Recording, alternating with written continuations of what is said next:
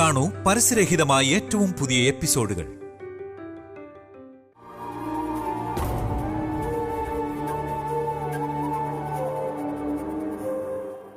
ഇനി എന്ത് ചെയ്യദാസേട്ടാ? എന്ത് ചെയ്യണമെന്നറിയാമായിരുന്നെങ്കിൽ കഴിഞ്ഞ ദിവസം വന്നവരോടും ഞാനൊരു മറുപടി പറഞ്ഞു വിട്ടേനെ. അത് വേറെ ആളുകളുടെ കാര്യമായതുകൊണ്ട് പിന്നീട് പറയാന്ന് പറഞ്ഞ് മാറ്റിവെക്കാൻ സാധിച്ചു. പക്ഷെ ഇത് നമ്മുടെ കുടുംബത്തിലല്ലേ, കാര്യം എല്ലാവരും അറിയുകയും ചെയ്തു. ഊർമിളയല്ലാതെ ബാക്കി ആരും വാ തുറന്നിട്ടില്ലെങ്കിലും അവരുടെ നോട്ടത്തിൽ ആ ചോദ്യമുണ്ട്. അവരോടൊക്കെ നമ്മൾ എന്ത് മറുപടി പറയാം? അതിനെക്കുറിച്ച് എനിക്ക് രത്തും പിടിയും കിട്ടുന്നില്ല. ഒരാളെ ഞാൻ ഈ വീട്ടിലെ മരുമോളാക്കിക്കോളാന്ന് വാക്കുകൊടുത്തു. മറ്റേയാൾക്ക് എന്റെ കൈകൊണ്ട് തന്നെ കല്യാണം നടത്തി ചിരകാലം സന്തോഷത്തോടെ ജീവിക്കണമെന്ന് ആശീർവാദവും നൽകി. വാക്ക് പോയാൽ മരണമെന്ന് വിശ്വസിക്കുന്ന ഞാൻ കൊടുത്ത വാക്ക് നിറവേറ്റാൻ ശ്രമിക്കണോ അതോ ആശീർവദിച്ച് താലിയെടുത്തു കൊടുത്ത് ഈ കൈകൊണ്ട് സത്യസന്ധത പാലിക്കണോ? എന്ത് ചെയ്യണമെന്നൊരു പിടിയും കിട്ടുന്നില്ല കൗസല്യേ.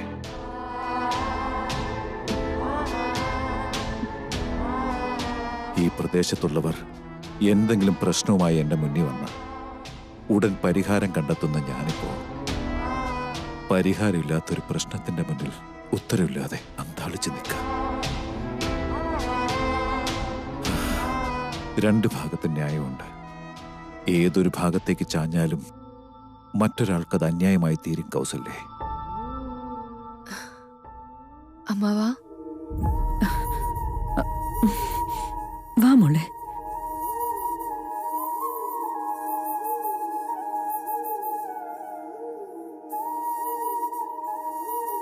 വല്ലാത്തൊരു ഊരാക്കുടുക്കിലാണ് ഞാൻ അമ്മാവനെ കൊണ്ടെത്തിച്ചേക്കുന്നത്.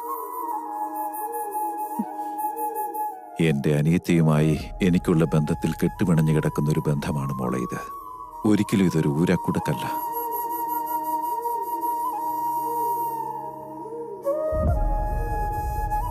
പക്ഷെ എന്താ ചെയ്യാ, നിങ്ങൾ എന്തെങ്കിലും തിരിച്ചു വന്നിരുന്നെങ്കിൽ എന്ന് ആഗ്രഹിച്ചെങ്കിലും വരുമെന്ന പ്രതീക്ഷയൊന്നും എനിക്കുണ്ടായിരുന്നില്ല മോളെ. അതാ ഇങ്ങനെയൊക്കെ സംഭവിച്ചത്. നിന്റെ വരവും കാത്തിരിക്കാതെ ദേവനെ മറ്റൊരു വിവാഹം കഴിപ്പിച്ചു. ദേവേട്ടനോടൊപ്പം എന്റെ കല്യാണം എന്തിനു നടക്കണം? അമ്മാവനിൽ നിന്ന് എന്തിനകന്നു പോണം? ഇത്രയും കാലമായിട്ടും ദേവേട്ടൻ എന്തുകൊണ്ട് എനിക്ക് മറക്കാൻ കഴിയുന്നില്ല? തിരികെ വന്നപ്പോഴേക്കും ദേവേട്ടൻ എന്തിനെത്തിപ്പിടിക്കാനാവാത്തത്ര ദൂരത്താവണം? പറയമ്മാവാ, എന്റെ വിധി. മാളവിക, എന്താ മോളെ ഇത്? കരയല്ലേ മോളെ മാളവികെ, മോള് വിഷമിക്കരുത്. എഴുന്നേറ്റ് വാ. മോള് കരയാതിരിക്കും മോളെ. എഴുന്നേക്ക്. മോൾ എണീറ്റ് വാ. അമ്മായി, ചെറുപ്പത്തിൽ എനിക്ക് സങ്കടം വരുമ്പോഴൊക്കെ ഞാൻ അമ്മയുടെ മടി കിടന്ന കരയാറ്. ഇപ്പോ അമ്മാവന്റെ മടി കിടക്കുമ്പോ അമ്മയുടെ മടി കിടക്കുന്ന പോലെ തോന്നുന്നു. കുറച്ചു നേരം കൂടെ ഞാനൊന്ന് കിടന്നോട്ടെ അമ്മായി.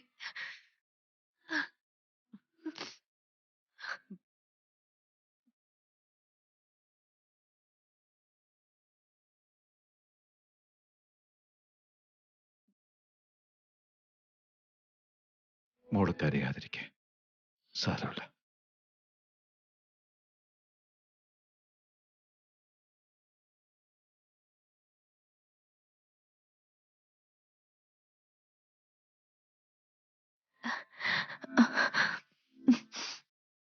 അമ്മാവൻ എന്നോട് പൊറുക്കണം. താലി പുറത്ത് കാണിച്ച് നിങ്ങളെയൊക്കെ വേദനിപ്പിച്ചതും പോരാഞ്ഞിട്ട് ഇനി ഇങ്ങനെ സങ്കടപ്പെടുത്തുന്നത് ശരിയല്ല. പക്ഷെ എങ്ങോട്ടിറങ്ങി പോണെന്ന് ഒരു പിടിയും കിട്ടുന്നില്ല അമ്മാവ.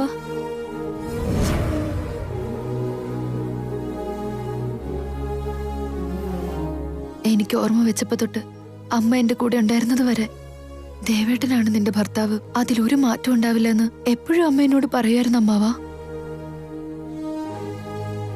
അപ്പം മുതൽ ഒരിക്കലും കണ്ടിട്ടില്ലാത്ത ആ രൂപം മനസ്സിൽ പതിഞ്ഞതാ. അമ്മ എന്നെ ഉപേക്ഷിച്ചു പോയിട്ടും ഈ താലി, എന്റെ ദേവേട്ടൻ കെട്ടിത്തന്ന ഈ താലി മാത്ര എനിക്ക് തുണയായിരുന്നത്.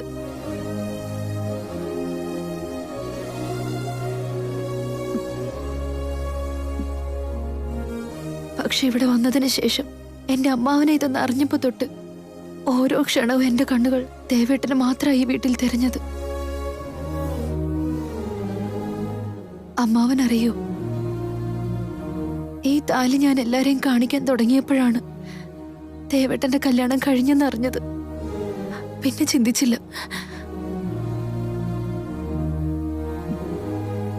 ഞാൻ കാരണം ഒരിക്കലും ദേവേട്ടന്റെയും വൈദേഹി ചേച്ചിയുടെയും ജീവിതം തകരാൻ പാടില്ലെന്ന് വിചാരിച്ചു.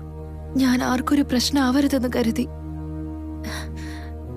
ഈ താലി ഒളിപ്പിച്ചതുപോലെ എന്റെ വിഷമവും ഞാൻ എന്റെ ഉള്ളിൽ ഒതുക്കുകയായിരുന്നു. ഇപ്പോഴും ഞാൻ ആഗ്രഹിച്ചിട്ടല്ല, അറിയാതെ പുറത്തു വന്നു പോയതാ.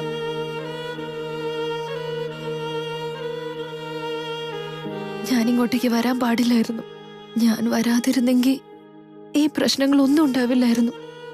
അങ്ങനെയൊന്നും പറയരുത് മോളെ. നീയാണിപ്പോ അമ്മാവന്റെ സന്തോഷം.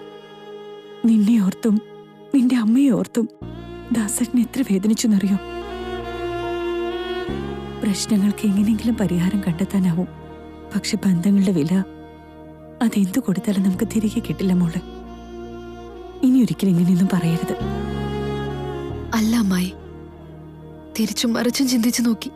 ഞാൻ മാത്രമാണ് ഇപ്പൊ ഇവിടുത്തെ പ്രശ്നം. ഞാൻ ഇവിടെ നിന്ന് ഇറങ്ങിപ്പോയപ്പോ വൈദേഹി ചേച്ചി വീണ്ടും എന്നെ പിടിച്ചോണ്ട് വരാതിരുന്നാ മതിയായിരുന്നു.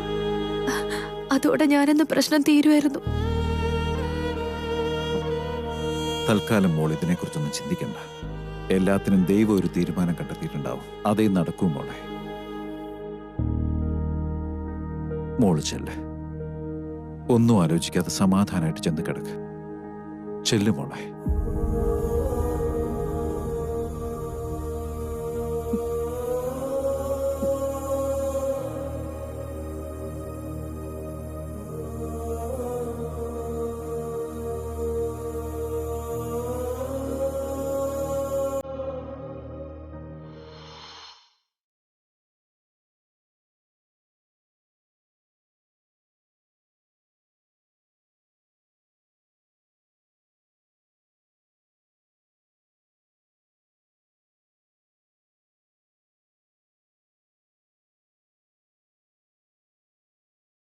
എന്റെ ഭർത്താവും ദേവേട്ടൻ തന്നെയാ.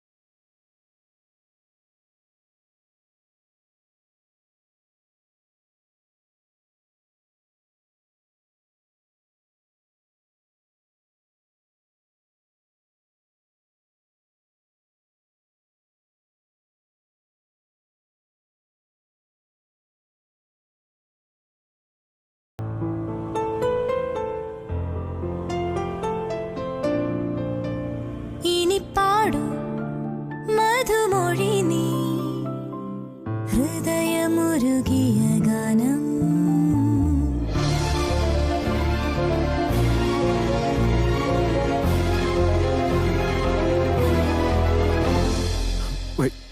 ഇനി പാടു മധുമൊഴി നീ, ഹൃദയമുരുകിയ ഗാനം. ഇനി പാടു മധുമൊഴി നീ, വൈദേഹി, ദേവേട്ടാ, ദേവേട്ടാ, എന്തു പറ്റി? ദേവേട്ടാ, ദേവേട്ടാ, ഇവിടെ നോക്ക്. എന്താ പറ്റി? നെറുകി കയറിയോ? ഒരു മിനിറ്റ്.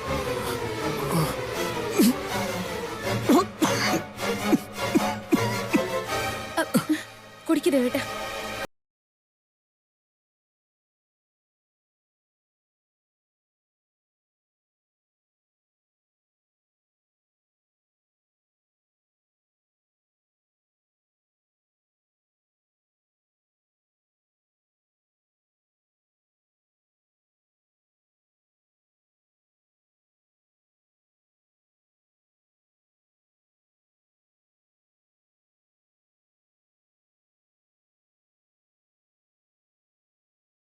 ഹൃദയത്തിൻ മധുപാത്രം ഹൃദയത്തിൻ മധുപാത്രം നിറയുന്നു സഖി നീയൻ ഋതുദേവതയായ അരികിൽ നിൽക്കേ അരികിൽ നിൽക്കേ ഹൃദയത്തിൻ മധുപാത്രം നിറയുന്നു സഖി നീയൻ ഋതുദേവതയായ അരികിൽ നിൽക്കേ നീ എന്നരികിൽ നിൽക്കേ.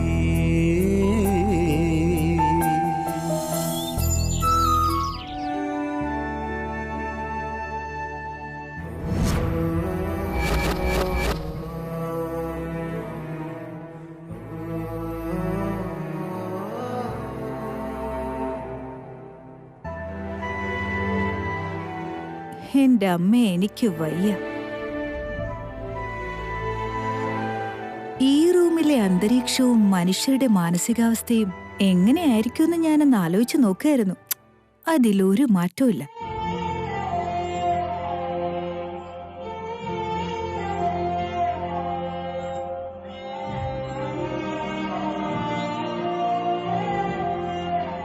എന്തൊരു ആത്മാർത്ഥ സ്നേഹമായിരുന്നു. ദൈവം കൂട്ടിച്ചേർത്ത ബന്ധം, പവിത്രമായ സ്നേഹം, പ്രണയത്തിന്റെ പ്രതിരൂപമായ ഇണക്കുരുവികളല്ലായിരുന്നു.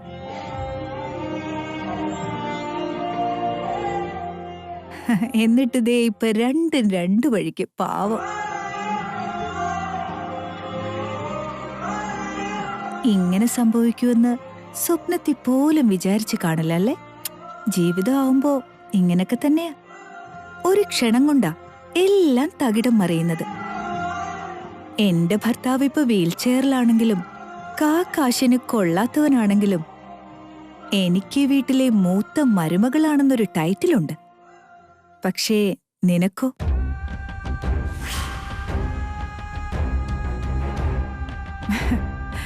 നിന്നേക്കാളും മുമ്പേ എത്തിയ മാളവിക എന്ന കൊച്ചുമരുമോള് ആകെ ഉണ്ടായിരുന്ന ആ പദവിയും തട്ടിത്തെറിപ്പിച്ച് കളഞ്ഞു.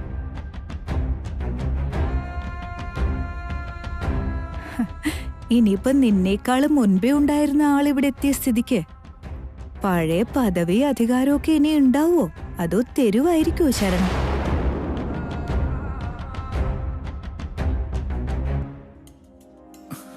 ഊർമ്മയെടുത്തേ, ബന്ധമില്ലാത്ത കാര്യങ്ങളിൽ ഇടയ്ക്ക് കയറി തോന്നിവാസം പറയരുത്.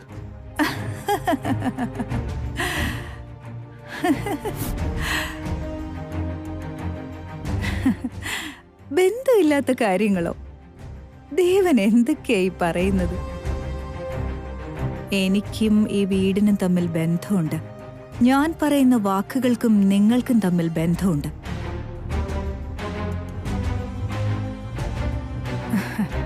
ചെറുപ്പത്തിൽ തന്നെ താലി കെട്ടിക്കൊടുത്ത നിനക്കും മാളവികയ്ക്കും ബന്ധമുണ്ട്.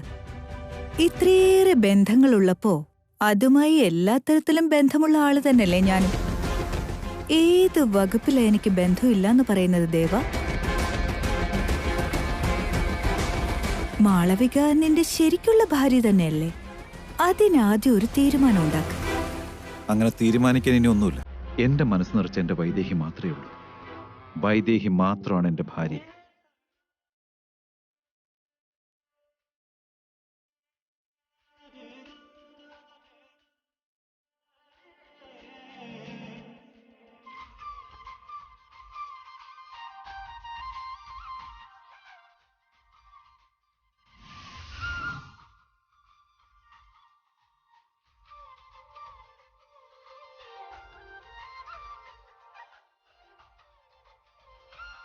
നിങ്ങളെ രണ്ടുപേരെയും കാണുമ്പോ സഹതാപം തോന്നുന്നു ദേവ.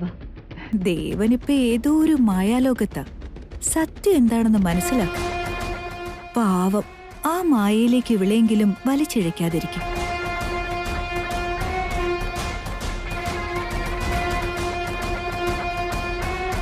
നിങ്ങളുടേത് ദൈവം തീരുമാനിച്ച ബന്ധമെന്നല്ലേ പറയാറ്? പക്ഷേ ആ ദൈവം തന്നെയാണല്ലോ പണ്ട് എട്ടും പൊട്ടും തിരിയാത്ത പ്രായത്തിൽ മറ്റൊരാളെ താലി കെട്ടിച്ചത്.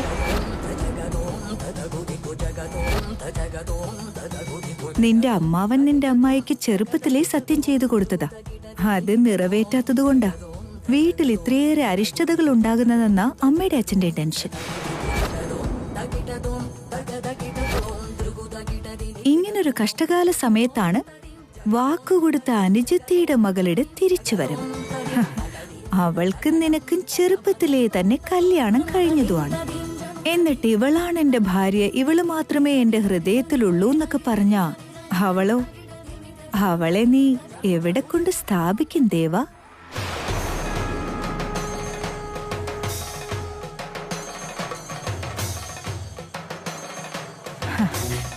നിനക്ക് വേണമെങ്കിൽ വൈദേഹി അനായാസേന ഉപേക്ഷിക്കാൻ കഴിയും.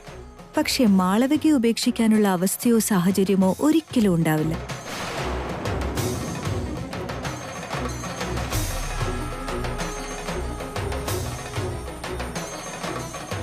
അച്ഛൻ അനുജത്തിക്ക് കൊടുത്ത വാക്ക്, മുറപ്പെണ്ണുമായിട്ടുള്ള ബന്ധം, ഒപ്പം ദേവൻ കെട്ടിയ ആ താലി, ഇതെല്ലാം കൂട്ടിച്ചേർത്ത് എന്നോ മെനഞ്ഞെടുത്ത ബന്ധത്തിൽ നിന്നും രക്ഷപ്പെടുന്നത് അത്ര നിസ്സാരമാണോ?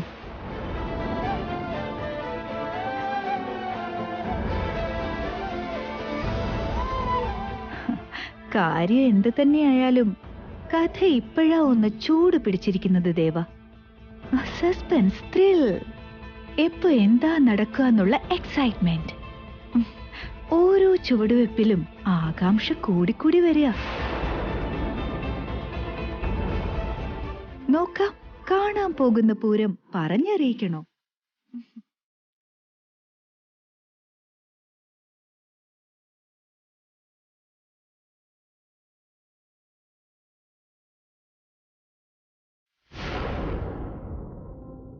ദേവൻ ഒരു വല്ലാത്ത അവസ്ഥയിലാണല്ലോ. അവന്റെ കല്യാണം കഴിഞ്ഞെന്നോർത്ത് സന്തോഷിക്കുമ്പോ എന്താ ഇങ്ങനൊരു പ്രശ്നം? എന്റെ അവസ്ഥയും ഇങ്ങനെ ആയിപ്പോയി. അവനെങ്കിലും ഭാര്യയും കുട്ടികളുമായിട്ട് സന്തോഷത്തോടെ ജീവിക്കുമെന്ന് കരുതിയതാ. അമ്മമ്മക്കിളി വായാടി അല്ലിപ്പോമ്പുഴ താന്തോന്നി അമ്മാനം കടവത്തെ അണ്ണാർ കണ്ണന ഹങ്കാരി കാണാക്കുയിലെ നിന്നെ പോലെ കന്നിനിലാവോ ചിങ്കാരി. ആരെ കുത്തി നോച്ചിട്ട് വരുന്നവരവാ? അയ്യോ, എന്താ ജി അങ്ങനെ പറഞ്ഞു കളഞ്ഞു? മറ്റൊരാളെ വേദനിപ്പിച്ച് അവരെ കരയിപ്പിച്ച മാത്രമേ നീ ഇത്രത്തോളം സന്തോഷിക്കാറുള്ളൂ. നമ്മളെ കുറിച്ച് മറ്റെല്ലാരും വല്ലാതെ തെറ്റിദ്ധരിച്ചിരിക്കുക. പക്ഷെ എന്നെ ഇത്രയേറെ മനസ്സിലാക്കിയ ഭർത്താവ് വേറെ എവിടെങ്കിലും ഉണ്ടാവോ? ഞാൻ എന്ത് ചെയ്താലും അത് അപ്പം മനസ്സിലാവും. അത് കേട്ട് അജേട്ടും വഴക്കു പറയുമ്പോ എനിക്ക് എന്ത് ഇഷ്ടമാണെന്നോ. ഇതിനേക്കാളും പരസ്പരം മനസ്സിലാക്കുന്ന ദമ്പതിമാര് ഈ ലോകത്തുണ്ടാവോ? ഒരിക്കലും ഉണ്ടാവില്ല അജയ. ഇത് നമുക്കൊന്ന് സെലിബ്രേറ്റ് ചെയ്യണമല്ലോ. ഇപ്പൊ വരാം.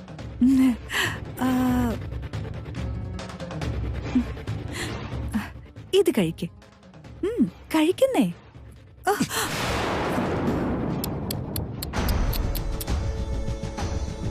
അയ്യോടാ, എത്ര നല്ല സ്വീറ്റ് ആയിരുന്നോ. നിലത്തിട്ട് കളഞ്ഞല്ലോ അജയ. അല്ല, അജയൻ എന്തിനാ എന്നോട് ഇത്രയേറെ ദേഷ്യം? വീട്ടിലെ അവസ്ഥയെക്കുറിച്ച് ആലോചിച്ച് എല്ലാവരും തലപുണ്ണാക്കിക്കൊണ്ടിരിക്കുമ്പോ നിനക്കിതെല്ലാം ഒരു കളിയാണല്ലേ? പാട്ട് പാടുന്നു, സ്വീറ്റ് കഴിക്കുന്നു. പിന്നെ ഞാനിപ്പോ എന്ത് ചെയ്യണോന്നാ? കപ്പല് മുങ്ങിപ്പോയതുപോലെ കറുത്ത സാരി എടുത്തോണ്ട് അശോകവനത്തിലെ സീതയെ പോലെ ഏതെങ്കിലും ഒരു മൂലയ്ക്ക് കരഞ്ഞോണ്ടിരിക്കണോന്നാണോ? നെവർ. അജയനിങ്ങനെ അനങ്ങാൻ പോലും പറ്റാതെ വീൽ ചെയറിൽ ചുരുണ്ടുകൂടിയപ്പോഴും ഒരു കുലുക്കോ ഇല്ലാതെ നല്ലോണം ഡ്രസ് ചെയ്ത് ഉല്ലാസവതിയായി ജീവിക്കാൻ എനിക്ക് പറ്റുമെങ്കിൽ ഏതും പോരാത്ത ദേവന്റെ ജീവിതം തകർന്നല്ലോന്നും പറഞ്ഞ് ഞാൻ വിഷമിക്കണോന്നോ? അവന്റെ ഭാര്യ വഴിയാധാരമായാൽ അതുകൊണ്ട് എനിക്കെന്ത് ചെയ്തു? എന്നെ നോക്കി അജയ. തേച്ചും എനിക്ക് തിളക്കമുള്ള സാരി, ഉറങ്ങിയാലും മാഞ്ഞു പോകാത്ത മേക്കപ്പ്, ഈ ഹെയർ സ്റ്റൈൽ. എന്നെ കണ്ട ഇവളുടെ ഭർത്താവ് ചക്രക്കസേരയിലാണെന്ന് ആരെങ്കിലും പറയൂ അജയ? ഇല്ലെന്ന് എനിക്കറിയാം. എന്റെ ഭർത്താവിന്റെ പ്രശ്നങ്ങൾ പോലും എന്നെ ബാധിക്കാത്തപ്പോ ഇയാളുടെ അനുജന്റെ പ്രശ്നം എന്റെ 7 അയലത്ത് പോലും വരില്ല. ഇവിടെ ഓരോരുത്തർക്കും അവരവരുടെ കാര്യം മാത്രം. അവനവന്റെ വിഷമങ്ങൾ അവനവൻ തന്നെ സഹിച്ചോണം. അതുകൊണ്ട് എനിക്ക് വിഷമയില്ലല്ലോ എന്നോർത്ത് അജയം വിഷമിക്കാൻ നിൽക്കണ്ട.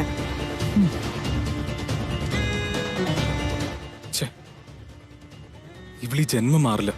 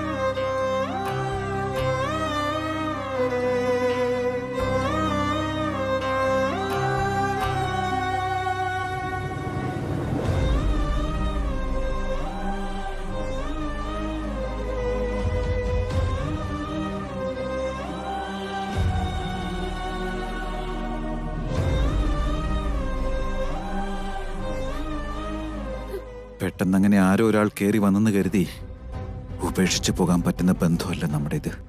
എപ്പോഴും എന്നും എവിടെയും ആര് ചോദിച്ചാലും എനിക്കൊരു ഉത്തരം മാത്രമേ ഉള്ളൂ. എന്നും നീ മാത്രമാണ് എൻ്റെ ഭാര്യ.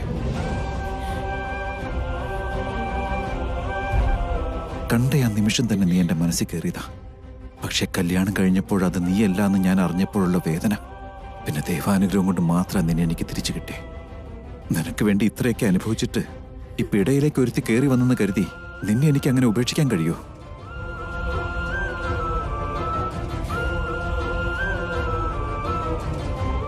ഈ ശരീരത്തിൽ ജീവനുള്ള കാലത്തോളം എനിക്കൊപ്പം നീ മാത്രമേ ഉണ്ടാവൂ. ദേവേട്ടാ,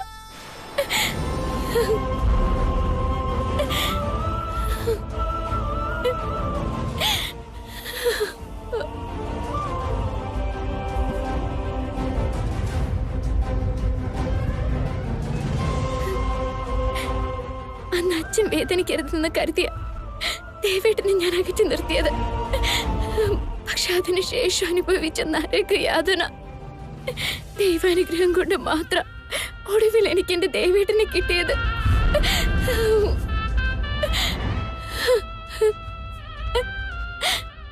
ഇനി എനിക്ക് എന്റെ ദേവേട്ടനെ വിട്ടുകളയാൻ കഴിയില്ല.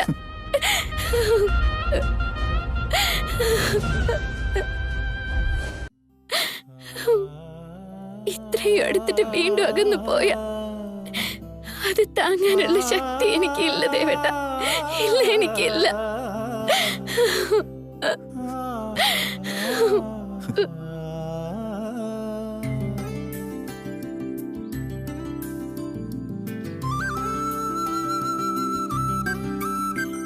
സ്നേഹത്തുമ്പി ഞാനില്ലേ കൂടെ, കരയാതെന്നാ